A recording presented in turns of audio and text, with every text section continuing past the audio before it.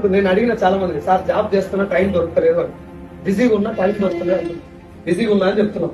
ఎప్పటిదాకా బిజీగా ఉంటావు? ఎవ్రీ డే బిజీగా ఉంటా సార్. ఎందుకు సార్ 4 రోజులు లీవ్ పెట్టొచ్చు కదా? జీతం ఇయ్యారు సార్.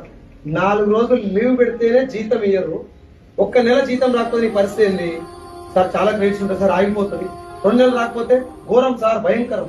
4 నెలలు రాకపోతే ఓయమ్మ నువ్వు చచ్చిపోతే నేను నీ మొక్క మీద అడుగుతున్నా, అనొద్దేమో మాట కానీ నేను అడుగుతున్నా, నువ్వు చస్తే రేపు వద్దుగా what is the position of your family and your wife, your children? అనుకున్నావు ఎప్పుడన్నట్లా? నేను అనుకున్నా. నేను చాలా మంది తింటారా మాట్లాడితే, కానీ నేను అనుకున్నా రేపు పొద్దున నేను లేకపోతే 24 లక్షల అప్పు నా భార్య తీర్చా. ఏం పీక చేసుకున్నావరా అన్నట్టు బతికినాను. అర్థమైంది సార్? దట్ ఈస్ వాట్ ఈ బిజినెస్ యొక్క పవర్. నేను జస్ట్ మిమ్మల్ని ఎమోషనలైజ్ చేయడానికి చెప్పండి. థింక్, ఒకసారి ఆలోచించు. బండి మీద కూర్చొని హ్యాండిల్ పట్టుకున్నాడు, నేను కింద పడితే అని అనుకుంటే హెల్మెట్ పెట్టుకొని జాగ్రత్తగా ఉంది. కార్లో కూర్చున్నాడు, సీరింగ్ మీద చేయబెట్టగానే యాక్సిడెంట్ అయితే అని భయం అయినప్పుడే సీట్ బెల్ట్ పెట్టుకొని జాగ్రత్తగా ఉంది.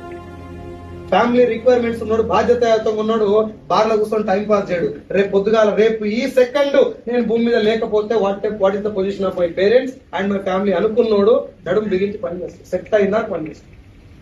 ఇప్పుడు నేను భూమి మీద ఉన్నా లేకపోయినా నా భార్యకు నెలకు 6 లక్షలు వస్తాయి. ఇంకా బయటకు వెళ్లాల్సిన అవసరం కూడా లేదు.